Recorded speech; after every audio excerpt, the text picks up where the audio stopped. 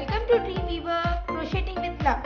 In today's tutorial, I am going to teach you how to work on extended double crochet. So let's see how this stitch is done. For this, I have already made the first row with double crochet. Now in order to work on extended double crochet stitch, I will chain 3. Turn my work. An extended double crochet is similar to a normal double crochet with a slight variation. So just watch out what is the difference between a normal double crochet and an extended double crochet stitch.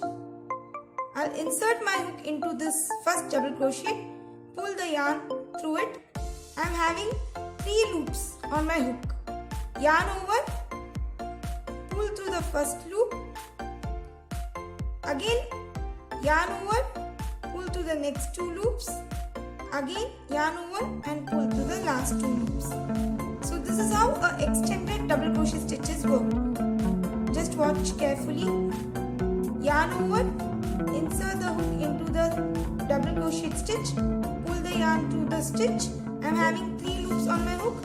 Yarn over, pull the yarn to the first loop, again yarn over, pull the yarn to the next 2 loops, again yarn over and pull the yarn to the last 2 loops.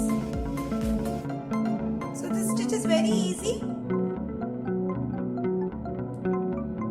First loop, yarn over, pull to 2 loops, again yarn over, pull to the last 2 loops.